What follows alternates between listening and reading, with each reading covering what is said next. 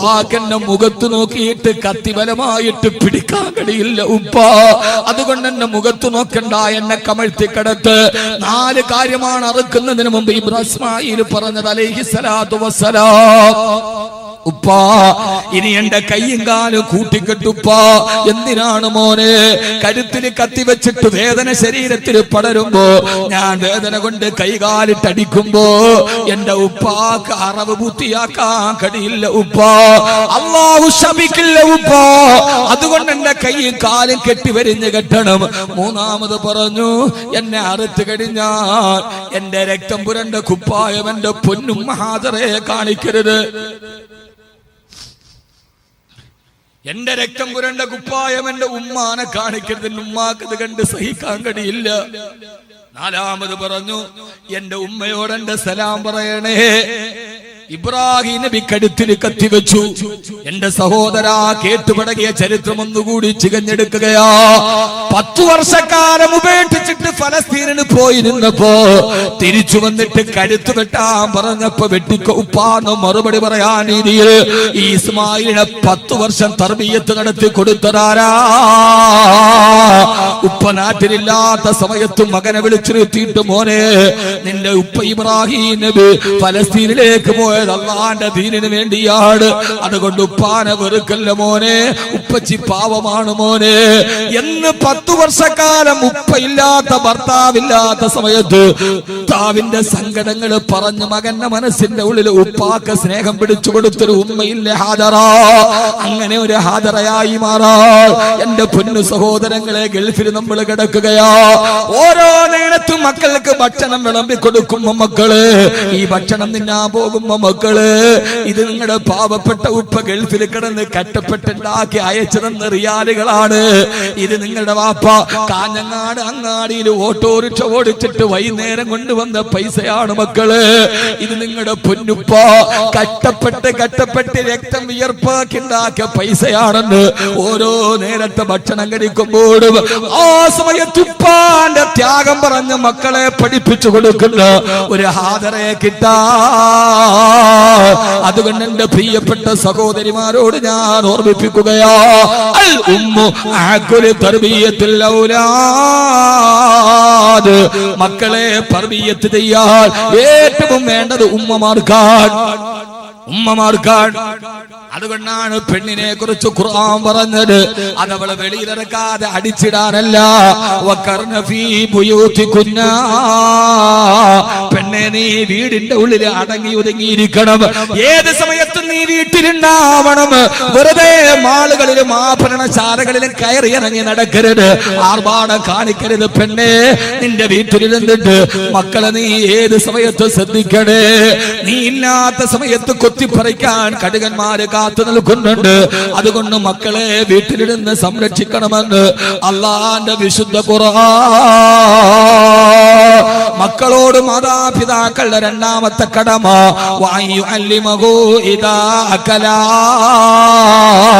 വകതിരിവായാൽ ഇൽമു പറഞ്ഞു കൊടുക്കുക, അല്ലാഹുവിനെ കുറിച്ച് പറഞ്ഞു കൊടുക്കുക. ഇന്ന് നമ്മുടെ വീട്ടിൽ അല്ലാഹുവിനെ കുറിച്ച് പറയാറുണ്ടോ? അലിയാർ തങ്ങളെ കുറിച്ച് പറയാറുണ്ടോ? അജ്മീർ ഖാജാനെ കുറിച്ച് പറയാറുണ്ടോ? കാഞ്ഞങ്ങാട് ഏതുമ്മമാരാണ് ഇതിന്റെ പരിസര പ്രദേശത്ത് മറമാടി കിടക്കുന്ന ഔലിയാക്കളുടെ ചരിത്രം നമ്മുടെ മക്കൾക്ക് മടിത്തട്ടിനെടുത്ത് പറഞ്ഞു കൊടുത്തിട്ടുണ്ടോ? ഇല്ല. ഇന്ന് നമ്മുടെ മക്കൾ വീട്ടിൽ കേൾക്കുന്നതേതാ? സൂപ്പർമാന്റെ ചരിത്രം, സൈഡർമാന്റെ കഥ, അതിഭാവുകത്വത്തിന്റെ കഥ കേട്ടിട്ട് മക്കൾ വരുമ്പോ രാപ്പകലില്ലാതെ നമ്മുടെ മക്കൾ സീരിയല് സിനിമയും കാണുമ്പോ ബാങ്ക് കൊള്ളകടിക്കാൻ പഠിപ്പിച്ചതാരാ സിനിമ, ഉമ്മയെ കയറി പിടിക്കാൻ പഠിപ്പിച്ചതാരാ സിനിമ, അയൽവക്കക്കാര് പെണ്ണിനോട് അരിതായ്മ പഠിപ്പിച്ചതാരാ സിനിമ, ഒരു പെണ്ണിന്റെ നഗ്നതയിലോട്ട് നോക്കാൻ പഠിപ്പിച്ചതെന്താ സിനിമ, കള്ളം പറയാൻ പഠിപ്പിച്ചതെന്താ സിനിമ, കൊലപാതകം ചെയ്താൽ രക്ഷപ്പെടാൻ സൂത്രം പറഞ്ഞു തന്നതാരാ സിനിമ. ഇത് മുഴുവനും നമ്മുടെ മക്കളിരുന്ന് കണ്ടപ്പോ ആ മക്കളുടെ മനസ്സിൽ അരിതായ്മയുടെ ചിന്ത വന്നാൽ ഉത്തരവാദി ആരാ? രാപ്പകലില്ലാതെ മക്കളെ സിനിമ കാണിക്കുന്ന, പ്രേമത്തിന്റെ പാട്ടുകൾ കേൾക്കുന്ന, വാതിന്റെ കാസറ്റ് കേൾപ്പിക്കൂല, നന്മയുടെ കാസറ്റ് കേൾപ്പിക്കൂല, ബുറുദ പഠിപ്പിച്ചു കൊടുക്കില്ല. വെക്കേഷൻ ആയല്ലോ, ഈ വെക്കേഷന് മക്കളെ സ്പോക്കൺ ഇംഗ്ലീഷ് പഠിക്കണം, എന്നാലേ ഗൾഫിൽ പോയാൽ തൊട്ടുകിട്ടു. എന്നാ ഈ വെക്കേഷൻ എന്റെ മക്കള് ബുറുദ പഠിക്കണം, ഈ വെക്കേഷൻ എന്റെ മക്കള് മങ്കൂസ് മൗലൂദ് പാടിപ്പടിക്കണം, പള്ളിക്കൽ ഉസ്താദിന്റെ അടുക്കൽ സമയം പോലെ പോകണം. ആരാ മാതാപിതാക്കളെ പറയാറുള്ളത്? അതിന് പകരം പകലില്ലാതെ സീഡികൾ. ഏത് സീഡികളാ? പ്രണയത്തിന് അക്ഷരം പഠിപ്പിച്ചു കൊടുക്കുന്ന സീഡി. കുഞ്ഞുങ്ങൾക്ക് +1 പരീക്ഷ തുടങ്ങി, എല്ലാവരും ഉറങ്ങിയാലും +2 പഠിക്കുന്ന കുഞ്ഞ് രണ്ടാം നിലയിൽ ഇരുന്നിട്ട് +2 പരീക്ഷയ്ക്ക് വേണ്ടി പഠിക്കുകയാ. എല്ലാവരും ഉറങ്ങിക്കഴിയുമ്പോ തണുപ്പ് ശരീരത്തിലെ കരച്ചേറുമ്പോ അവളൊന്ന് ബോറടി മാറ്റാൻ മൊബൈലിൽ കേൾക്കുന്ന പാട്ടേരാ. നെഞ്ചിനുള്ളിൽ നീയാണ്, കണ്ണടച്ചാ നീയാണ്, കണ്ണു തുറന്നാ നീയാണ്. 7ാം ബഹറിന്റെ ഉള്ളിൽ പോയി ഒളിച്ചാലും നിന്നെ ഞാൻ തേടിയെത്തും ഭൂമിനെ. ഇതാണ് പാട്ട്. ആ കുഞ്ഞിന്റെ ഹൃദയം മന്ത്രിക്കില്ലേ? ബേക്കൽ കോട്ടിലെ തിരമാലകള് കരയിലേക്ക് തലതല്ലി തിരിച്ചു പോകുമ്പോ മടിയില് തല വെച്ചിട്ട് എന്റെ നീലക്കണ്ണിന് നോക്കി നിരാപക്ഷിയുടെ നിതാന്ത വിസ്മയത്തോട് ഇങ്ങനെ ഒരു പാട്ട് പാടിത്തരാൻ എനിക്കൊരു കാമുകനുണ്ടായിരുന്നെങ്കിൽ എന്നാ പെണ്ണ് ചിന്തിച്ചു പോയാൽ ഇതവൾക്ക് പഠിപ്പിച്ചു കൊടുത്തതാരാ? ഇതവൾക്ക് പഠിപ്പിച്ചു കൊടുത്തതാരാ? അവിടെ നമ്മൾ തൊട്ടിലിൽ കിടക്കുന്ന പ്രായത്തിൽ പോലും സൂപ്പർമാന്റെ കഥ കേൾക്കുന്നത്, സിനിമയുടെ പാട്ടുകൾ, കുഞ്ഞുങ്ങൾ പാടുന്ന പാട്ടേരാ മിന്നാമിനിങ്ങിന്റെ കഥ. എന്നാല് നമ്മുടെയൊക്കെ ഉപ്പയും ഉപ്പാപ്പയും ഒക്കെ വീട്ടിൽ, നമ്മുടെ വീടിന്റെ കോന്തരയിൽ ഒരു ചെറിയ തൊട്ടിലുണ്ടായിരുന്നു. ആ തൊട്ടിൽ നമ്മൾ കിടന്ന് താരാട്ട് പാടുമ്പോ നമ്മുടെയൊക്കെ വയസ്സായ ഉമ്മ പാടിത്തന്ന പാട്ടേതാ? ലാ ഇലാഹ ഇല്ലല്ലാഹു ലാ ഇലാഹ ഇല്ലല്ലാഹ് ലാ ഇലാഹ ഇല്ലല്ലാഹു മുഹമ്മദുർ റസൂലുള്ളാഹ്. രാവിലെ മുതൽ വൈകുന്നേരം വരെ വകതിരിവുള്ള പ്രായത്തിൽ എന്റെയൊക്കെ ചെവിയിൽ കേട്ടത് ഉമ്മാന്റെ താരാട്ടാൾ. ഏത് താരാട്ട്? സ്പൈഡർമാന്റെ താരാട്ടല്ല, മിന്നാമിനിങ്ങിന്റെ പാട്ടല്ല. ലാ ഇലാഹ ഇല്ലല്ലാഹു.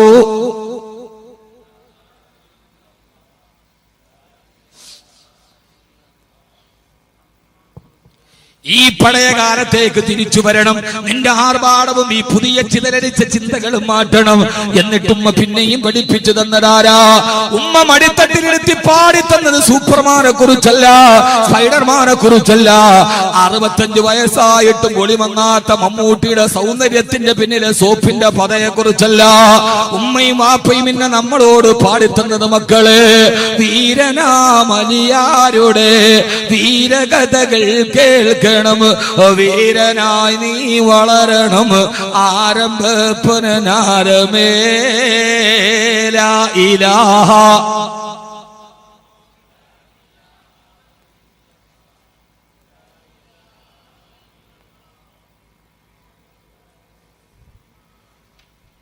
ഇന്ന് ഏത് വീട്ടിൽ ഇതൊക്കെ എന്തുകൊണ്ട്? വാക്കവി ഇപ്പൊ ഇതാ വാത് പറയാ താരാട്ട് പാടല്. മോനെ, കുട്ടികളെ പഠിപ്പിക്കേണ്ടത് എപ്പോഴാ? 10ാം ക്ലാസ് കഴിഞ്ഞിട്ടല്ല. ഞാൻ പറഞ്ഞ എങ്ങനെ നോക്ക്, നിങ്ങക്ക് പോകാൻ ധൃതിയുണ്ടോ?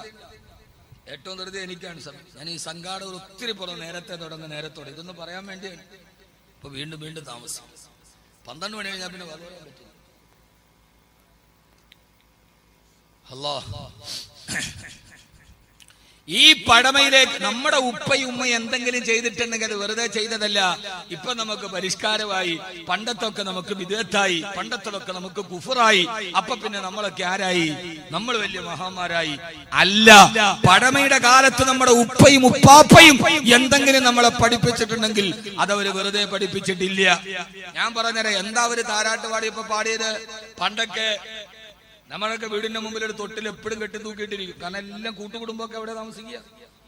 ഒരാളുടെ പ്രസവം കഴിയുമ്പോൾ മൂത്ത മോന്റെ മരുമോള് പ്രസവിക്കും, അവളുടെ പ്രസവം കഴിയുമ്പോൾ 2ാമത്തെ മോന്റെ ഭാര്യ പ്രസവിക്കും. ഇങ്ങനെ ഒരു ദൗർ തസൽസുലായിട്ട് ഇത് കൃത്യമായിട്ട് നടന്നുകൊണ്ടിരിക്കും. അതുകൊണ്ട് തൊട്ടിലഴിക്കൂല, എപ്പോഴും ലാ ഇലാഹ ഇല്ലല്ലാഹുടെ പാട്ടാണ് വീട്ടിൽ. ഇപ്പൊ അങ്ങനെ തൊട്ടിൽ തന്നെ ഇല്ല. ഇപ്പൊ ഒരുമാതിരി സ്പ്രിങ്ങിന്റെ തൊട്ടിലാണ്. ഒന്ന് ആട്ടിയാൽ മതി, പിന്നെ അടുത്ത പ്രസവം വരെ തന്നെയാണ്. ഇതെന്തുകൊണ്ടാണ് പാടിയത്? നിങ്ങൾ പഠിക്കുകയും ഡോക്ടർമാരോട് ചോദിക്കുകയും വേണ്ട. ഹബീബായ നബി മുഹമ്മദ് മുസ്തഫ, ഉറക്കെ പറ, ഹബീബായ നബി മുഹമ്മദ് മുസ്തഫ സല്ലല്ലാഹു അലൈഹി വസല്ലമ പറഞ്ഞിട്ടുണ്ട്, പ്രകോപനമോ പ്രലോഭനമോ ഇല്ലാതെ അള്ളാഹുവിനെ സ്വീകരിക്കാൻ കഴിയുന്ന ഹൃദയത്തോടെയാണ് ഒരു കുഞ്ഞിനെ അള്ളാഹു നമ്മുടെ കയ്യിൽ തരുന്നത്. ശ്രദ്ധിച്ചേക്കണേ, മനസ്സിലാവണോ നമുക്ക് പറയണത്? അപ്പൊ ഈ കുട്ടികളെ വഴി പഠിപ്പിച്ചതാരാ? كل مولود يولد على الفطر ولكن أبواه يمجسانه وينصرانه ويهودانه. പ്രകോപനമോ പ്രലോഭനമോ ഇല്ലാതെ അള്ളാഹനെ സ്വീകരിക്കാൻ പറ്റുന്ന ശുദ്ധ ഹൃദയത്തോടെയാണ് നിങ്ങളുടെ മക്കളെ അള്ളാഹു നിങ്ങളുടെ കയ്യിൽ തന്നത്. അവനെ പിന്നെ വഴിതിരിപ്പിക്കുന്നത് അവന്റെ മാതാപിതാക്കളാണ്. ഒരു കുട്ടിയെ അള്ളാഹു നമ്മുടെ കയ്യിൽ തരുമ്പോ, ഉസ്താദ് ഈ ചെറുപ്പകാലത്തെ കുട്ടിയോട് ഇപ്പൊ അള്ളാഹിനെ കുറിച്ച് പറഞ്ഞ അവന് മനസ്സിലാക്കാൻ പറ്റുമോ എന്ന് ചോദിക്കുന്ന കൂപമണ്ഡൂപങ്ങളെ, നിങ്ങൾ ഒരു കാര്യം കേട്ടോളീ, ചെറുപ്പത്തിലാണ് അള്ളാഹിനെ കുറിച്ച് പറയേണ്ടത്. കാരണം ഒരു കുട്ടിയുടെ ഹൃദയത്തിൽ അള്ളാഹിനെ കുറിച്ച് ചിന്തിക്കാൻ പറ്റുന്ന പ്രകൃതത്തിലാണ് അള്ളാഹു നമുക്ക് തന്നിരിക്കുന്നത്. നിങ്ങൾ ചിന്തിച്ചു നോക്കി, ഇപ്പൊ ഒരു കുട്ടി, ആ കുട്ടി വഴി തെറ്റിയിട്ട് ഉപ്പാടെ കയ്യിൽ നിന്ന് വിട്ടത് ഇവിടെ വന്നു എന്ന് കരുതുക. ഇവിടെ വന്നിട്ട് അവൻ തലപൊക്കി നോക്കിയപ്പോ ഇവിടുത്തെ വലിയ ആളുകളെയൊക്കെ കണ്ടപ്പോ ആ കുട്ടിക്ക് പേടിയായി. അവൻ അവിടെ നിന്ന് കരഞ്ഞു. അവൻ കരയുമ്പോ അവന്റെ ഉപ്പ ഓടി വന്ന ആ കുട്ടിയെ എടുക്കുമ്പോ ആ കുട്ടിയുടെ കരച്ചിൽ മെല്ലെ കുറയും. കാരണം എന്താ? ആ കുട്ടിയുടെ ഹൃദയത്തിൽ ഉപ്പയോട് സ്നേഹമുണ്ട്, ഉപ്പ അറിയാം. പിന്നെ ഉമ്മ ഓടി വരും. ഉമ്മ ഓടി വന്നിട്ട് ആ കുട്ടി എടുത്തിട്ട് ഉമ്മ ചാടി എടുത്ത് തോളിയിടും. മോനെ, കൺമണിയെ, കണ്ണേ, മുത്തേ, പൊന്നെ, ഉറങ്ങല്ല കുട്ടിയെ എന്ന് പറഞ്ഞിട്ട് കരയല്ല മോനെ എന്ന് പറയുമ്പോ കുട്ടി കുറച്ചുകൂടി കരച്ചിൽ നിർത്തും, നേർത്ത ശബ്ദമാവും. എന്തുകൊണ്ട്? ഉപ്പയേക്കാൾ ഈ കുട്ടിക്ക് ഹൃദയത്തിൽ ബന്ധാരോടാണ്. എന്താ പറയാൻ മടി? ഉമ്മാനോടാണ്. നമ്മക്ക് അത്ര വലിയ ബന്ധമൊന്നുമില്ലല്ലോ കുട്ടികളുമായിട്ട്. നമ്മള് കാര്യങ്ങളൊക്കെ കഴിഞ്ഞു, അതൊക്കെ കഴിഞ്ഞ് അവര് ഗർഭിണിയായി ലേബർ റൂമിൽ കയറി, അവളെ പുതപ്പിട്ട് അകത്തോട്ട് ലേബർ റൂമിലോട്ട് കയറി പോകുമ്പോ അവള് കൈ പിടിച്ചിട്ട് പറയും. അപ്പൊ അവൻ പറയും, നീ പേടിക്കണ്ട, ഞാനല്ലേ വെളിയിലുള്ളത്, പോ, നമുക്കെന്ത് ചുരുക്കം, നമ്മളെയാണ് കീറണത്, നമ്മക്ക് പണി നൈസാൻ. അവള് കൈ പിടിച്ച് കരയും, ലേബർ റൂമിൽ കയറ്റാം. അപ്പൊ അവൻ പറയും, നീ ധൈര്യമായിട്ട് പോ, ഞാനല്ലേ വെളിയിലുള്ളത്. അവരവിടെ പോകും, നമ്മൾ 50 രൂപയുടെ കപ്പള്ളി മേടിച്ചു നിന്നുകൊണ്ട് ഇങ്ങനെ ഇരിക്കും. അവസാനം മുലപ്പാല് കൊടുത്ത് രാത്രിയിൽ ഉറക്കം വിളിച്ച്, രാത്രിയിൽ കിടന്നുറങ്ങിയാൽ തന്നെ നമ്മൾ എന്ത് ചെയ്യും? ഉറക്കത്തിൽ കുട്ടി കരഞ്ഞു, നമ്മൾ എഴുന്നേൽക്കും. നമ്മുടെ ഭാര്യമാര് മൂന്ന് പ്രസവിച്ച എന്റെ ഭാര്യ, ഒന്നും ഞാൻ അറിഞ്ഞിട്ടില്ല. കുട്ടികൾ വളർന്നതോ അല്ലെങ്കിൽ താരാട്ട് ഒന്നും ഞാൻ അറിഞ്ഞിട്ടില്ല. വകല് കഴിഞ്ഞ് രാത്രി വീട്ടിൽ പോയി കിടക്കുമ്പോ കുട്ടി കരഞ്ഞാലും അവൾ എന്നെ വിളിക്കൂല. പാവൻ രാത്രി വന്ന് കിടന്നല്ലേ ഉള്ളൂ, തന്നെ എഴുന്നേൽക്കും. നമ്മുടെ ഭാര്യമാർക്ക് അല്ലാഹു ആഫിയത്തും ആരോഗ്യവും കൊടുക്കട്ടെ. അവര് നമ്മുടെ ജീവിതത്തിന്റെ ഊന്നുവടിയാണ്. പരസ്പരം സ്നേഹിക്കണം. ഒരു പ്രാവശ്യം അഥവാ ഞാൻ വരുമ്പോഴും എന്റെ ഭാര്യയുടെ ഉമ്മ പറയും, ഞാൻ നോക്കിക്കോളാൻ കുട്ടി. അവരാ 3 കുട്ടികളെ നോക്കിയത്. അല്ലാഹു അവർക്ക് ആഫിയത്തും ആരോഗ്യവും കൊടുക്കട്ടെ. നമ്മളിങ്ങനെ വാതിനോടി വരുമ്പോ ഒരു ദിവസം വീട്ടിൽ വരുമ്പോ കിടന്നുറങ്ങട്ടെ. നമ്മുടെ ഭാര്യമാരൊന്നും അറിയിക്കില്ല. ഉസ്താദന്മാരൊക്കെ പള്ളിയിലാണ്, നമ്മളൊന്നും അറിഞ്ഞിട്ടില്ല. നമ്മുടെ ഭാര്യമാര്, നമ്മുടെ ആകെ വ്യാഴാഴ്ച ഒരു ദിവസം ലീവ് ഉണ്ട് ഉസ്താദിന്. ലോകത്ത് ലീവ് ഏറ്റവും കുറവും ശമ്പളം ഏറ്റവും കുറവും പള്ളിക്കൽ ഉസ്താദ്മാർക്കാണ്. പള്ളിയിലെ ഉസ്താദിന്റെ ശമ്പളവും ക്ലോസറ്റിലെ വെള്ളം ഒരുപോലെയാണ്. ലായസീദു വലായും കുസും. ആഴ്ചയിൽ ഒരു ലീവ്. വെള്ളിയാഴ്ച പോയാൽ, വ്യാഴാഴ്ച പോയാൽ വ്യാഴാഴ്ച രാത്രി ആവും വീട്ടിൽ എത്തുമ്പോൾ. വെള്ളിയാഴ്ച ഒരു ദിവസം. ഇനി ഖുത്ബയുള്ളവരാണെങ്കിൽ വെള്ളിയാഴ്ച പോയാൽ ആകെ 2 ദിവസം.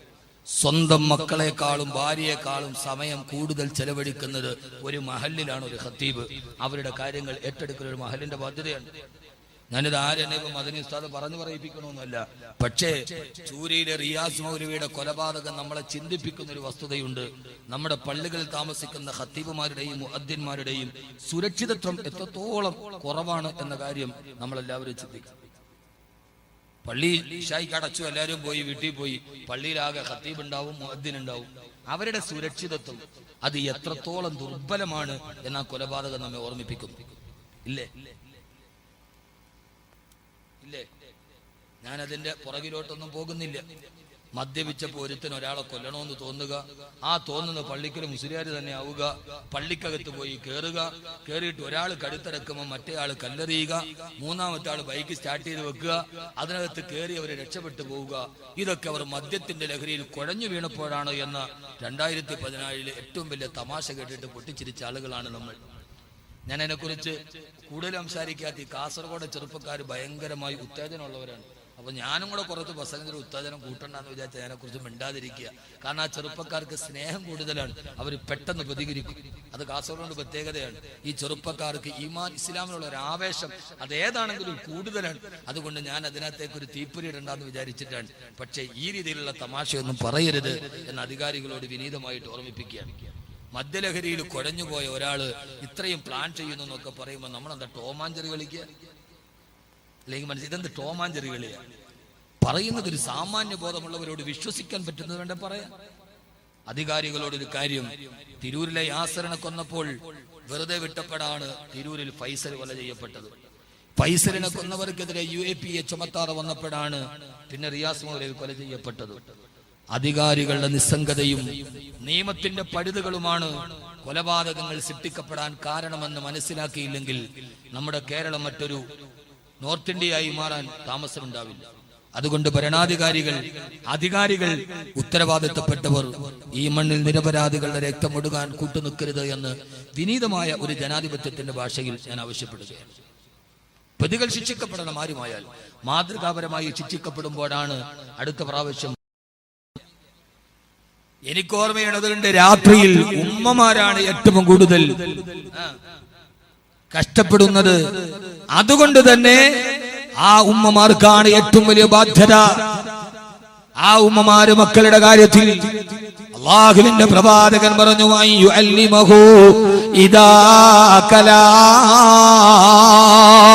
ബുദ്ധിയുള്ള പ്രായത്തിൽ പറഞ്ഞു കൊടുക്കേണ്ടത് നമ്മുടെ കടമയാണ്.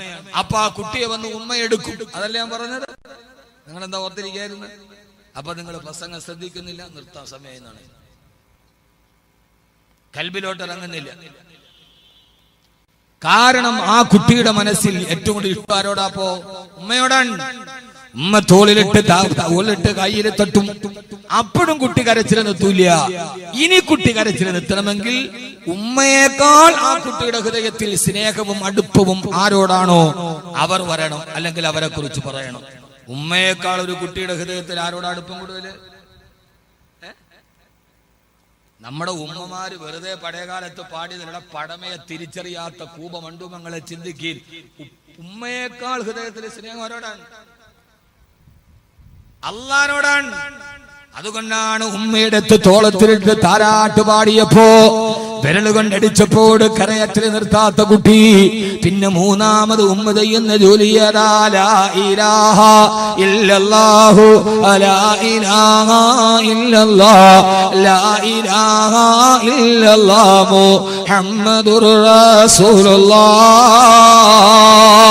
അള്ളാന്റെ പേര് കേട്ട് താരാട്ട് പാടുമ്പോ ആ കുഞ്ഞു പിന്നെ കരച്ചിലടക്കുന്നുവെങ്കിൽ അതിന്റെ അർത്ഥമേടെന്നറിയോ? വാപ്പയേക്കാളേറെ ഉമ്മയേക്കാളേറെ ഹൃദയത്തിന്റെ ഉള്ളിൽ അള്ളാഹുവിനോടുള്ള സ്നേഹം നിറച്ചിട്ടാണ് ഈ മക്കളെ, പൊന്നുമക്കളെ അള്ളാഹു നമ്മുടെ കയ്യിലെത്തുന്നത്. ആ മക്കളുടെ ഹൃദയത്തിലേക്ക് അള്ളാഹനെ ഉറപ്പിക്കാൻ, അവന്റെ ജലാലിയത്തിന്റെ ജമാലിയത്തിന്റെ വാക്കുകൾ ഉറപ്പിച്ചു കൊടുക്കാൻ അതിന്റെ പ്രധാനപ്പെട്ട ബാധ്യത നമുക്കാ. അള്ളാഹു നമുക്ക് തൗഫീഖ് നൽകട്ടെ. അതുകൊണ്ടാണ് മക്കളോട് ഖുർആൻ പഠിപ്പിച്ചു കൊടുക്കണം. അല്ലിമു ഔലാദകും സലാസത ഖിസാൽ. നിങ്ങളുടെ മക്കളെ നിങ്ങൾ 3 കാര്യങ്ങൾ പഠിപ്പിച്ചു കൊടുക്കണം. എത്ര കാര്യങ്ങളാ? 3 കാര്യങ്ങൾ. ഇൻഷാ അല്ലാഹ് 3 എണ്ണം പറയുമ്പോൾ നമ്മുടെ വിഷയം അവസാനിപ്പിക്കും.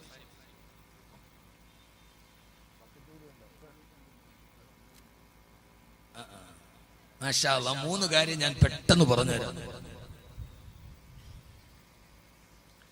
നമ്മുടെ ഈ ഉറൂസ് വളരെ ബൃഹത്തായ ഒരു ചെലവോടുകൂടിയാണ് നടത്തപ്പെടുക. വർണ്ണ ബൾബുകൾ, തോരണങ്ങൾ, നല്ല സ്റ്റേജ്. ഇപ്പൊ ഇത് കണ്ട ബൈത്തുൽ മുഖദ്ദസിന്റെ മുമ്പിലാ പ്രസംഗിക്കണമെന്ന് തോന്നുന്നു. അത്രയും ഗമനീയമായൊരു സ്റ്റേജ്. അൽഹംദുലില്ലാ. അത് നമ്മുടെ നൈഫ് ഹോട്ടലാണ്, അവരാണ് സ്പോൺസർ. അതെ, എന്റെ സുഹൃത്താണ്. അല്ലാഹു അദ്ദേഹത്തിന് ആഫിയത്ത് ആരോഗ്യം കൊടുക്കട്ടെ. ബേക്കലി പള്ളിയിലെ സ്റ്റേജും അങ്ങനെയായിരുന്നു. ധാരാളം ചെലവുണ്ട് ഈ പരിപാടി. ഇൻഷാ അല്ലാഹ് ഈ സംഘാടകർ ഒരു ബക്കറ്റുമായിട്ട് നിങ്ങളുടെ മുമ്പിൽ വരും. എല്ലാവരും ഒരു നല്ല സദഖ, നമ്മുടെ ഒരു മുറാദ് മനസ്സിൽ വെച്ച് അത് ഹാസിലാവണമെന്ന നെയ്യത്തോടുകൂടി ആ ബക്കറ്റൊരു പടച്ചോനെ മഹാനവറുകളുടെ ബറക്കത്തുകൊണ്ട് ഹഖ്ജാഹു ബറക്കത്തുകൊണ്ട് എന്റെ ഈ പ്രയാസം മാറണം, എന്റെ രോഗം മാറണം, എന്റെ കടം മാറണം എന്ന ചിന്തയോടുകൂടി ഇൻഷാ അല്ലാഹ് ഒരു നല്ല സദഖ അതിനകത്ത് ഉറക്കൊരു 3 സ്വലാത്ത് അലൈഹി സ്വല്ലല്ലാഹു.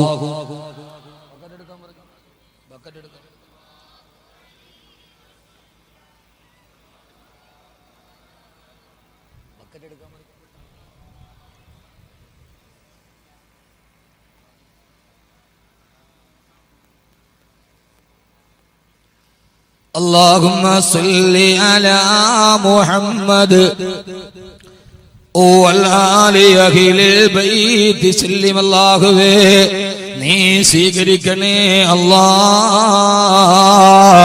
പടച്ചവനെ ഈ സദഖ ചെയ്യുന്ന സഹോദരങ്ങളുടെ ഹലാലായ മുറാദുകൾ നീ ഹാസിലാക്കണേ തമ്പുരാനെ. ഏതാഗ്രഹത്തോടെ ഈ സദഖ ചെയ്യുന്നുവോ നീ കബൂലാക്കണേ അല്ലാ.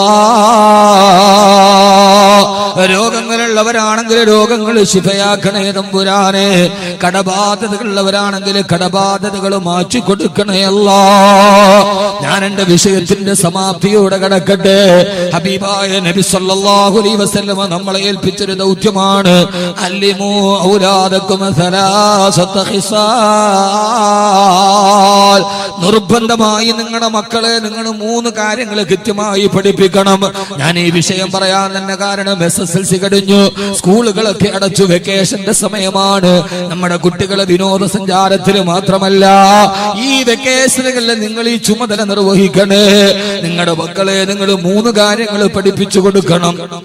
ഒന്നാമത്തേത് മഹബ്ബത്ത് നബിക്കും, നിങ്ങളുടെ നബിയോടുള്ള മഹബ്ബത്ത് പഠിപ്പിച്ചു കൊടുക്കണം. ആദ്യമായി നമ്മുടെ മക്കളോട് പഠിപ്പിച്ചു കൊടുക്കേണ്ടത് മഹബ്ബത്ത് നബിയിൽ മുസ്തഫ സല്ലല്ലാഹു അലൈഹി വസല്ലമ, അല്ലാഹുവിന്റെ റസൂലിനോടുള്ള ഹുബ്ബ് പഠിപ്പിച്ചു കൊടുക്കണം. മക്കളെ സുന്നികളാക്കി വളർത്തിക്കൊണ്ടുവരണം. കാരണം അല്ലാഹുവിന്റെ റസൂലിനെ സ്നേഹിക്കുകയും ബഹുമാനിക്കുകയും ചെയ്യുന്നത് അഹ്ലുസുന്നത്ത് വൽ ജമാഅത്തിന്റെ ആശയാദർശങ്ങൾ അടിയുറച്ച് വിശ്വസിക്കുന്ന സുന്നി സമൂഹമാണ്. അതുകൊണ്ട് നിങ്ങളുടെ മക്കളെ യഥാർത്ഥ സുന്നികളാക്കി വളർത്തിക്കൊണ്ടുവരണേ. മഹബ്ബത്ത് നബിയുക്കും, അല്ലാഹുവിന്റെ റസൂലിനോടുള്ള മഹബ്ബത്ത് പഠിപ്പിക്കണേ. അല്ലാഹു നമ്മുടെ മക്കളുടെ മനസ്സിന്റെ ഉള്ളിൽ സലാത്ത് ചൊല്ലിപ്പിച്ചു കൊടുക്കണം. സന്ധ്യാസമയത്ത് സലാത്ത് ചൊല്ലിപ്പിച്ചു കൊടുക്കണം. ഇതൊന്നും നമ്മുടെ വീട്ടിൽ നിന്ന് ഒഴിവായി മാറരുത്. അല്ലാഹുവേ അല്ലാഹുവേ നീ തൗഫീഖ് നൽകണേ അല്ലാ. ബക്കറ്റ് വന്നോളൂ. ഇത് ഗൾഫിൽ നിന്ന് നെറ്റുകൾ ചെയ്യണമാരിയ കാര്യമൊക്കെ പറഞ്ഞ് കുറെ കഴിഞ്ഞിട്ട് സാധനം വേണം. എത്ര നേരമായി ഞാൻ പറഞ്ഞിട്ട്. ബിസ്മില്ലാഹിർ റഹ്മാനിർ റഹീം. അല്ലാഹു സ്വീകരിക്കുമാറാകട്ടെ. റബ്ബ് സുബ്ഹാനഹു വ തആല ഐശ്വര്യം നൽകുമാറാകട്ടെ. ഏതാഗ്രഹത്തോടെ പറയുന്നുവോ അല്ലാഹുവേ നീ സദഖ ചെയ്യുന്നവർക്ക് അർഹമായ പ്രതിഫലം നൽകണേ അല്ലാ.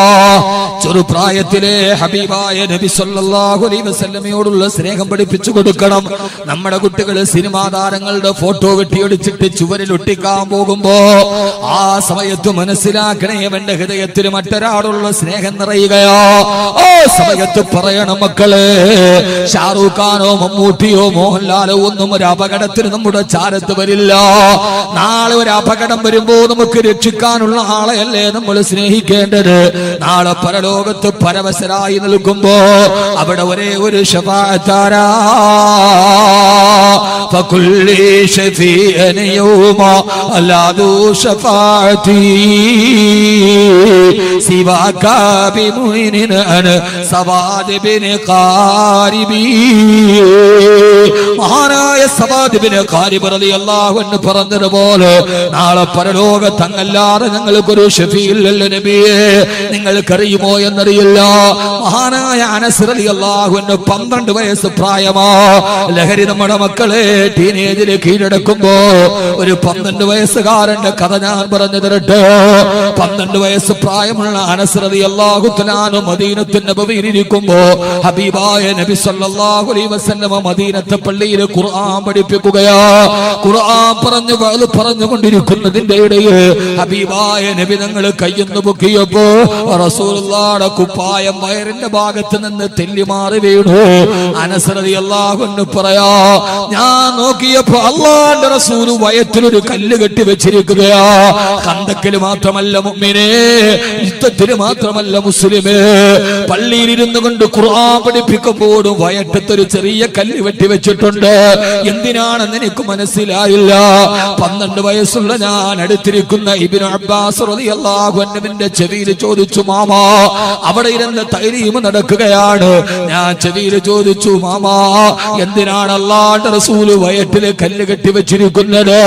എന്നോട് ഇബ്നു അബ്ബാസ് റളിയല്ലാഹു അൻഹു പറഞ്ഞു, മോനെ അൽജൂ, ഹബീബായ നബി തങ്ങൾക്ക് വിശപ്പ് കാരണത്താലാ, വിശപ്പ് വന്നിട്ട് കഴിക്കാനില്ലാതെ വയറ്റിൽ കല്ല് വെട്ടി വെച്ചതാണ് മോനെ. 12 വയസ്സുകാരനായ അനസ് റളിയല്ലാഹു അൻഹു ഇത് കേട്ട മാത്രയിൽ അവിടെ നിന്ന് നേരെ വീട്ടിലേക്ക് ഓടി ചെന്നിട്ട് ഉമ്മയോട് പറഞ്ഞു, ഉമ്മാ അല്ലാഹുവിന്റെ റസൂലിന്റെ വയറ്റിൽ വിശപ്പ് കാരണത്താൽ കല്ല് കെട്ടി വെച്ചിരിക്കുകയാ. അതുകൊണ്ട് നമ്മുടെ വീട്ടിൽ എന്തെങ്കിലും ഉണ്ടെങ്കിൽ എടുത്തതാ ഉമ്മ, ഞാൻ മുത്ത് റസൂലുള്ളാഹിക്ക് കൊടുക്കട്ടെ. അല്ലാഹു നമുക്ക് ഇതേപോലെ ചിന്തയുള്ള മക്കളെ തരട്ടെ. ഹബീബായ നബി സല്ലല്ലാഹു അലൈഹി വസല്ലമയോട് മഹബ്ബത്തുള്ള മക്കളെ തരട്ടെ. ഉമ്മ പറഞ്ഞു, മോനെ അനസ്, ഈ വീട്ടിൽ ഇനി നിനക്ക് കഴിക്കാനുള്ള കാരക്കയല്ലാതെ വേറൊന്നുമില്ല മുത്തേ എന്ന് മറുപടി പറഞ്ഞപ്പോ 12 വയസ്സുകാരൻ പറഞ്ഞു, ഉമ്മ എനിക്ക് കഴിക്കാൻ പട്ടിണി കിടന്നാലും കുഴപ്പമില്ല, അല്ലാഹുവിന്റെ റസൂലിന് കൊടുക്കണം ഉമ്മ. തന്റെ അവിടെ തനിക്ക് വേണ്ടി വെച്ചിരിക്കുന്ന ഭക്ഷണം കൈകൊണ്ടെടുത്ത് നേരെ ഹബീബായ നബി തങ്ങളുടെ മദീനത്തെ പള്ളിയിലെത്തി അല്ലാഹുവിന്റെ റസൂലിന്റെ കയ്യിലേക്ക് ഈത്തപ്പഴം വെച്ചു കൊടുത്തു. ഹബീബായ നബി സല്ലല്ലാഹു അലൈഹി വസല്ലമ സന്തോഷത്തോടെ പറഞ്ഞു, അനസേ അല്ലാഹു നിനക്ക് ബറക്കത്ത് ചെയ്യട്ടെ അനസേ. 12 വയസ്സുള്ള പൊന്നുമോനെ മുത്ത് റസൂലുള്ള ചേർത്ത് പിടിച്ചു. ഫാത്തിമ ബീവിയെ ചേർത്ത് പിടിച്ചതുപോലെ, ഹസൻ ഹുസൈനെ ചേർത്ത് പിടിച്ചതുപോലെ, മസ്ജിദ് നബവിയിലെ തന്റെ വയറിന്റെ പട്ടിണി കണ്ടിട്ട് സ്വന്തം ഭക്ഷണത്തിന് വേണ്ടി വെച്ചിരുന്ന കാരൊക്കെ എടുത്ത് കയ്യിൽ കൊണ്ടുവന്ന കുഞ്ഞുമോൻ അനസിനെ തന്റെ റിസാലത്തിന്റെ നെഞ്ചകത്തോട് ചേർത്ത് പിടിച്ചിട്ട് അല്ലാഹു നിനക്ക് ബറക്കത്ത് ചെയ്യട്ടെ അനസേ. ചരിത്രത്തിൽ കാണാമ അനസ് റളിയല്ലാഹു അൻഹുവിന്റെ തലമുറയിൽ മുഴുവനും ജനിച്ച മക്കൾ പിന്നെ ഹാഫിളീങ്ങളായി മാറി. മുത്തു മുസ്തഫാന്റെ ദുആ കിട്ടിയപ്പോ, ഹബീബായ നബി തങ്ങളുടെ പൊരുത്തം കിട്ടിയപ്പോ, അതുകൊണ്ട് പ്രിയപ്പെട്ട മാതാപിതാക്കള് ചെറുപ്പത്തിലെ മക്കളുടെ ചുണ്ടിൽ പഠിപ്പിച്ചു കൊടുക്കണം, അസ്സലാത്തു അലൻ നബിയിൽ മുസ്തഫ. മദീന എത്ര ചരിത്രമാണ് കണ്ടത്. ഉഖ്ബാ തെരീ ഗലീമേ വഉഖറാ തെരീ ഗലീമേ. ചരിത്രം അങ്ങയുടെ പട്ടണത്തിലാണ് നബിയേ, ലോകം അങ്ങയുടെ പട്ടണത്തിലേക്ക് ചുരുങ്ങുന്നു മുത്തേ മുസ്തഫ. മുത്തേ മുസ്തഫ സല്ലല്ലാഹു അലൈഹി വസല്ലമ അല്ലാഹുവിന്റെ റസൂലിന്റെ മുമ്പിലൂടെ 13 വയസ്സുകാരനായ മുആദ് കടന്നു വരികയാണ്. ടീനേജ് എന്ന് നമ്മൾ പറയുന്ന കാലം, 13, 14 തുടങ്ങുന്ന കാലം, കുഞ്ഞുങ്ങൾ വഴിതെറ്റുന്ന കാലം. മുആദ് തന്റെ നേരെ നടന്നു വന്നപ്പോ ലോകത്തിന്റെ പ്രകാശമേ, ഹബീബായ നബി തങ്ങൾ ആ 13 വയസ്സുകാരന്റെ മുഖത്ത് നോക്കിയിട്ട് പറഞ്ഞു, മോനെ മുആദ്, വല്ലാഹി ഇന്നി ഉഹിബ്ബുക യാ മുആദ്. ഓ മുആദേ, എനിക്ക് നിന്നോട് പെരുത്തിട്ടമാണ് മുആദേ. ആരാ പറയുന്നത്? വമാ അർസൽനാക ഇല്ലാ റഹ്മത്തൽ ലിൽ ആലമീൻ. അല്ലാഹുവിന്റെ ഹബീബ് 13 വയസ്സുകാരന് സർട്ടിഫിക്കറ്റ് കൊടുത്തു, വല്ലാഹി ഇന്നി ഉഹിബ്ബുക യാ മുആദ്. ഓ മുആദ്, എന്റെ ഹൃദയത്തിൽ നിനക്കൊരു സ്ഥാനമുണ്ട്, എനിക്ക് നിന്നോട് വല്ലാത്ത ഇഷ്ടമാണ് മുആദേ. ഉടനെ 13 വയസ്സുകാരൻ മുആദ് ഓടി ചെന്നിട്ട് അല്ലാഹുവിന്റെ റസൂലിന്റെ കയ്യിൽ പിടിച്ചു. എന്നിട്ട് പറഞ്ഞു, യാ റസൂലല്ലാഹ്, മുആദേ, എന്നാൽ വല്ലാഹി ഇന്നി ഉഹിബ്ബുക യാ റസൂലല്ലാഹ്, എനിക്കും അങ്ങയോട് പെരുത്തു ഹബ്ബാണ് നബിയേ. 13 വയസ്സുകാരൻ, മക്കൾ ലഹരിക്കടിമയാകുന്ന കാലം, നബിയെ എനിക്ക് അങ്ങയോടും പെരുത്ത് ഇഷ്ടമാണ്. അള്ളാഹു നമ്മുടെ മക്കളെ മുആദ് റളിയല്ലാഹു അൻഹുവിനെ പോലെ ആക്കട്ടെ. ആമീൻ പറയുന്ന അള്ളാഹുവിനാക്കി തരട്ടെ. വല്ലാഹി ഇന്നി ഉഹിബ്ബുക യാ റസൂലല്ലാഹ് സല്ലല്ലാഹു അലൈഹി വസല്ലം, എനിക്ക് അങ്ങയോടും പെരുത്തിട്ടമാണ് നബിയേ, എന്റെ ഹൃദയത്തിൽ അങ്ങാണ് തിരുദൂതരെ. കഹ്തേഹ റഹ്തേഹ മുസ്തഫ ആശിഖോങ്കി സീനോമേ, ഹബീബായ നബി തങ്ങൾ വസിച്ചത് ആശിഖീങ്ങളുടെ ഹൃദയത്തിലാണ്. അല്ലാഹുവിന്റെ റസൂൽ സല്ലല്ലാഹു അലൈഹി വസല്ലമയോട് ഉടനെ 13 വയസ്സുകാരൻ ഒരു മറുചോദ്യം ചോദിച്ചു, യാ റസൂലല്ലാഹ്, അങ്ങേക്ക് എന്നെ ഇഷ്ടമാണ്, എനിക്ക് അങ്ങയെയും ഇഷ്ടമാണ്, എന്നാൽ എനിക്ക് എന്റെ റബ്ബിനെന്നോട് ഇഷ്ടം തോന്നാ, ഞാൻ എന്ത് ചെയ്യണം മുത്തേ? ഉടനെ ചോദ്യം, നബിയെ നമുക്ക് രണ്ടുപേർക്കും പരസ്പരം ഇട്ടാൻ, ഇനി എന്റെ മാലിക്കായ റബ്ബിന്, എന്റെ ഖാലിക്കായ റബ്ബിന് എന്നോട് ഇഷ്ടം തോന്നാ ഞാൻ എന്താണ് ചെയ്യേണ്ടതെന്ന് 13 വയസ്സുകാരന്. മദീന അത്ഭുതമാണ്, മദീന ഒരു ആയിഷക്കാണ്. ഞാൻ മദീനയെ കുറിച്ച് പറയാൻ അർഹനല്ല, ഞാൻ അത്ര വലിയ പാണ്ഡിത്യമുള്ളവനുമല്ല, പാണ്ഡിത്യം പറയാ ഞാനൊരു പണ്ഡിതനല്ല, ത്യാഗം പറയാ ഞാനൊരു പരിത്യാഗിയല്ല, ലാളിത്യം പറയാ ഞാനൊരു സൂഫിയല്ല, വൈദഗ്ധ്യം പറയാ ഞാനൊരു വിദഗ്ധനല്ല, പ്രമേയം പറയാ ഞാനൊരു പ്രഭാഷകനല്ല, പിന്നെ ഞാൻ ആരാ? നിന്റെ ദീൻ പറയാൻ വന്നൊരു ഫക്കീറാണ് ഞാൻ. ആ പൊന്നുമോനെ പോലെ ഹബീബായ നബി സല്ലല്ലാഹു അലൈഹി വസല്ലമയോട് 13 വയസ്സുകാരന്റെ ചോദ്യം, അല്ലാഹ് ഇഷ്ടപ്പെടാൻ എന്താണ് വഴി? ഇങ്ങനെ സ്വയം ചിന്തിക്കുന്ന മക്കൾ ആ മദീനയിൽ ജനിക്കാൻ നമുക്ക് കഴിഞ്ഞില്ലല്ലോ. മലയാളത്തിന്റെ കവി വാഴ്ത്തപ്പെടട്ടെ, അദ്ദേഹത്തിന്റെ വരികൾ എത്രയോ മനോഹരമാണ്.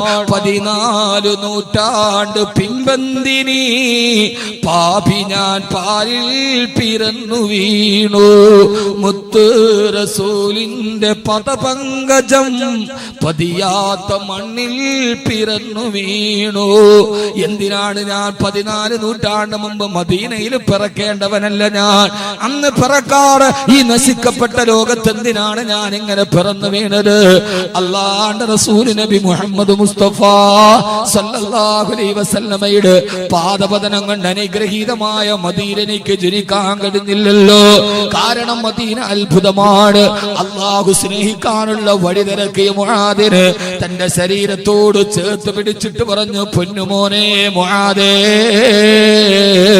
നിനക്ക് ഞാനൊരു ദുആ പഠിപ്പിച്ചു തരാം. ആ ദുആ 5 വഖത്ത് നിസ്കരിച്ചിട്ട് നീ ചൊയ്യണേ മുആദേ. എന്നാൽ റബ്ബിന് നിന്നോട് ഇഷ്ടം തോന്നും പൊന്നുമോനെ. എന്നാ പഠിപ്പിച്ചതാ നബിയെ. മുആദേ പഠിച്ചുകൊള്ളുക. അല്ലാഹുമ്മ ഇന്നി അലാ ദിക്രിക വ ശുക്രിക വ ഹുസ്നി ഇബാദതിക വ തൗഫീഖ തഅതിക വ ഈമാനിക യാ അല്ലാഹ്.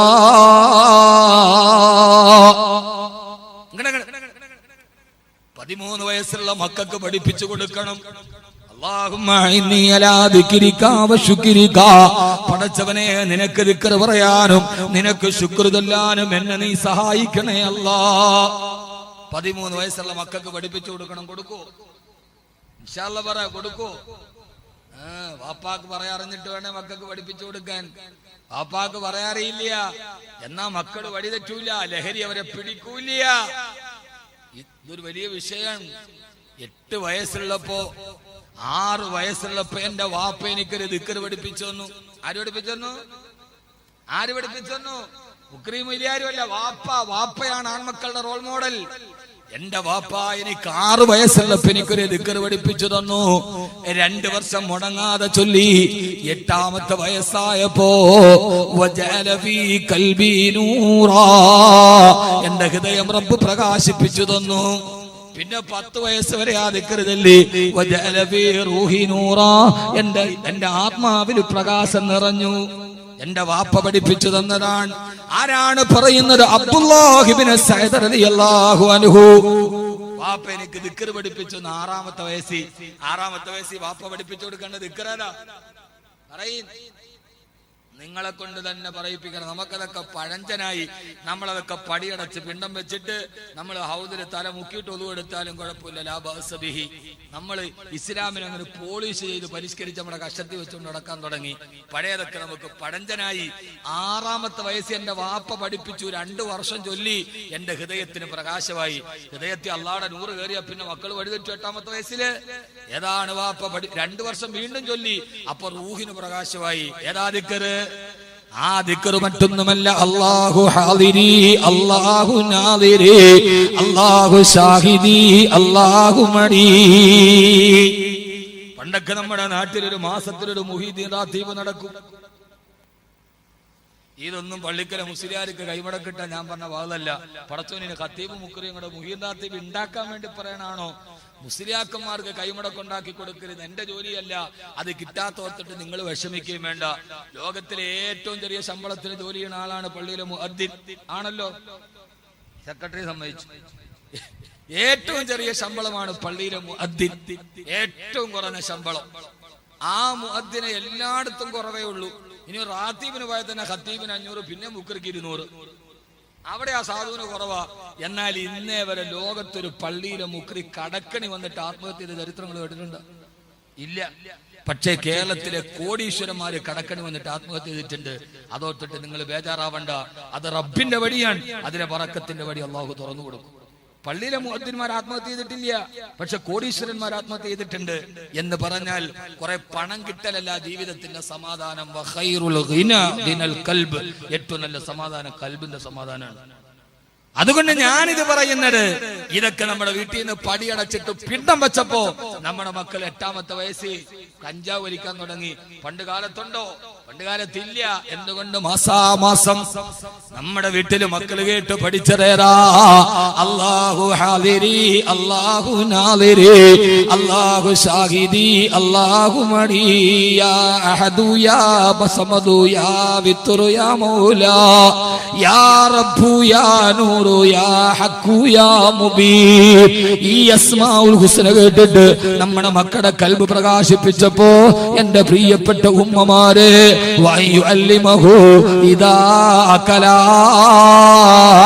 ബുദ്ധിയെത്തിയാൽ ഏത് സമയത്തും നമ്മുടെ മക്കളെ കുറിച്ച് പഠിപ്പിച്ചു കൊടുക്കണം. അല്ലാഹു തൗഫീഖ് നൽകട്ടെ. ആമീൻ പറയീൻ. അല്ലാഹു തൗഫീഖ് നൽകട്ടെ. ഉമ്മമാരാ ജോലി ഏറ്റെടുക്കണം. വാപ്പയ്ക്ക് ചിലപ്പോ സമയം കിട്ടിയെന്നിരിക്കില്ല. ബഹുമാനനായ പാണക്കാട് സയ്യിദ് മുനവ്വർ അലി ശിഹാബ് തങ്ങൾ, പാണക്കാട് സയ്യിദ് മുഹമ്മദ് അലി ശിഹാബ് തങ്ങളുടെ മകനാണ്. ആ മകന് സത്യധാരയിൽ തന്റെ പിതന്ന മാതാവിനെ കുറിച്ച് അനുസ്മരിക്കുന്ന ഒരു ഭാഗമുണ്ട്. കേരളത്തിന്റെ ക്ഷുഭിത യൗവനത്തിനെ മുഴുവനും കൊടപ്പനക്കൽ തറവാടിന്റെ മുറ്റത്തെ ഈത്തപ്പനോരയുടെ തന്മയത്വത്തിലേക്ക് കെട്ടിച്ചേർത്തിട്ട് കൊടപ്പനക്കൽ തറവാടിന്റെ കസേരയുടെ ചുറ്റും ആയിരക്കണക്കിന് ആളുകൾ അവരെ പരാതിയും ആവലാതിയും പറഞ്ഞ് പാതിരാത്രി മുഴുവനും ഉപ്പയിരിക്കുമ്പോ ഞങ്ങളുടെ ഉപ്പയെ ഞങ്ങൾക്ക് കിട്ടാറില്ല. എന്നാലും മഗ്രിബിന്റെ ബാങ്ക് വിളിച്ചു കഴിഞ്ഞാൽ സൂറത്തുൽ വാഖിയ ഓതാതെ യാസീൻ ഓതാതെ ഞങ്ങളുടെ ഉമ്മ ഞങ്ങൾക്ക് രാത്രിയിലെ ഭക്ഷണം തരുമായിരുന്നില്ല. അങ്ങനെ ഉമ്മ വളർത്തിയത് കൊണ്ടാണ് ആ മക്കൾ അങ്ങനെ വളർന്നു വന്നത്. പാണക്കാട് സയ്യിദ് മുനവ്വർ അലി ശിഹാബ് തങ്ങളാണ് എഴുതുന്നതിന്റെ പ്രിയപ്പെട്ട ഉമ്മയെ കുറിച്ച്. അതുകൊണ്ട് ഞാൻ അവസാനിപ്പിക്കട്ടെ.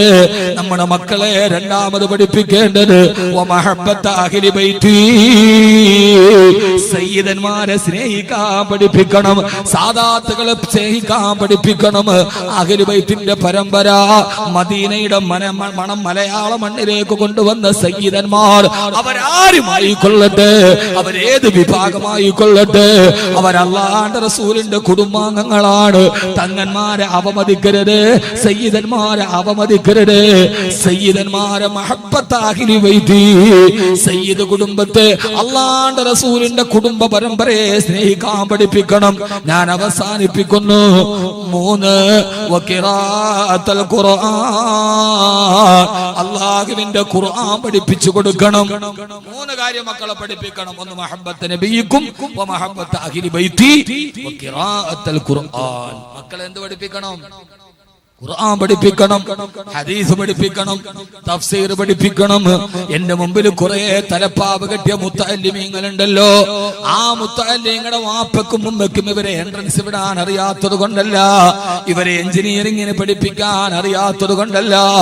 എന്റെ പൊന്നുകുട്ടികൾ ഈ സമയത്ത് തലപ്പാവും കെട്ടി തൊപ്പിയും വെച്ച് പള്ളി ദറസിൽ വെച്ച് ഖുർആൻ പഠിക്കുമ്പോ, ഹദീസ് പഠിക്കുമ്പോ, നാളെ എന്നെ മരിച്ചിട്ട് പള്ളിയുടെ അകത്ത് കിടത്തുമ്പോ എന്റെ ഉമ്മയാണിത്, എന്റെ ഉപ്പയാണിത് എന്ന് പറഞ്ഞിട്ട് എന്റെ പൊന്നുകുട്ടി മയ്യത്ത് നിസ്കരിച്ചിട്ട് ഉമ്മാക്ക് വേണ്ടി ദുആ ചെയ്യണമെന്ന ആഗ്രഹത്തിനാണ് ഇവരെ മക്കളെ ഖുർആൻ പഠിപ്പിക്കാൻ വിട്ടത്.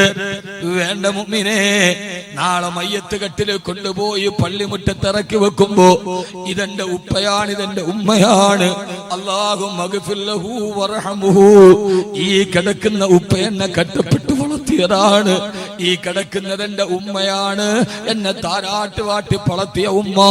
ഡൊണാൾഡ് ട്രംപിന്റെ 7 സ്റ്റാർ ഹോട്ടലിന്റെ പട്ടുമത്തയിലെ കിടക്കുന്നതിനേക്കാൾ വലിയ സുഖത്തോടെ നമ്മൾ ഉറങ്ങിയത് എവിടെയാ?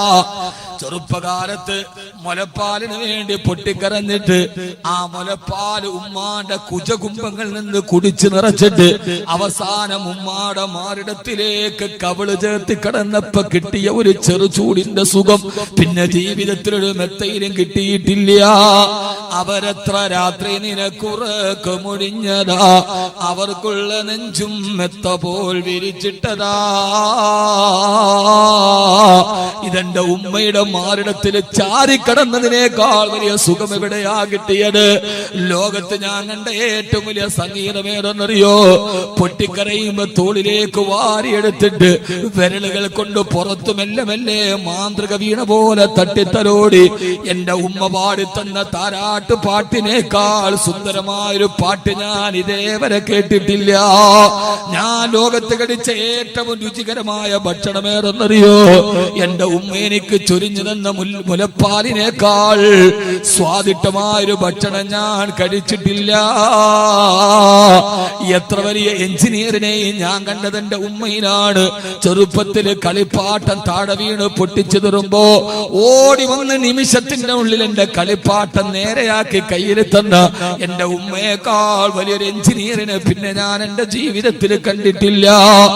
ഓടി നടന്നു പോകുമ്പോ കാലില് കല്ല് തട്ടിയിട്ട് കമിഴ്ന്ന് വീടുമ്പോ മുട്ടുപോയി കാലില് തട്ടിയിട്ട് ചോര വരവ് വാരിയെടുത്തു കൊണ്ടുപോയി അയൽവക്കത്ത് നിന്ന് പച്ചില പറിച്ചെടുത്തിട്ട് അത് നന്നായിട്ട് കയ്യിൽ വെച്ച് നന്നായി പിഴിഞ്ഞ് എന്റെ മുട്ടിൽ വെച്ച് കെട്ടിത്തന്ന ഉമ്മയേക്കാൾ വലിയൊരു ഡോക്ടറെ പിന്നെ ഞാൻ എന്റെ ജീവിതത്തിൽ കണ്ടിട്ടില്ല.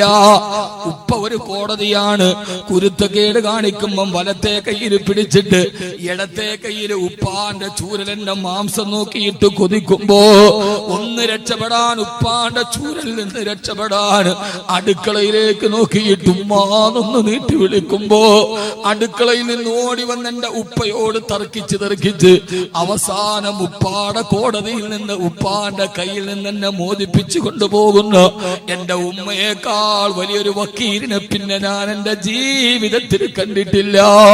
എന്റെ ഉമ്മാന്റെ മയ്യത്ത് വീടിന്റെ പള്ളിയുടെ മുമ്പിൽ നിൽക്കുമ്പോ ഇതെന്റെ ഡോക്ടറാണ്, ഇതെന്റെ എഞ്ചിനീയറാണ്, ഇതെന്റെ ഏറ്റവും വലിയ സ്വത്താണ്, ഞാൻ ഏറ്റവും കൂടുതൽ സുഖിപ്പിച്ച എന്റെ ഉമ്മയാണ്. അല്ലാഹു മഗ്ഫിർ ലഹാ വറഹ്മഹാ വഅഫിഹാ വഅഫു അൻഹാ എന്ന് കൽബ് പൊട്ടിയിട്ട് നമുക്ക് വേണ്ടി മയ്യത്ത് നിസ്കരിക്കാൻ ഒരു മോൻ വേണ്ടേ? അതുകൊണ്ടാണ് ഈ കുഞ്ഞുങ്ങളെ അവര് മുഅല്ലിമീങ്ങളാക്കിയത്. അതുകൊണ്ട് സഹോദരാ സഹോദരി, നിങ്ങളുടെ മക്കളെ നിങ്ങൾ ഖുർആൻ പഠിപ്പിക്കണേ. അല്ലാഹു നമ്മുടെ മക്കളെ ഹാഫിളീങ്ങളാക്കി തരട്ടെ.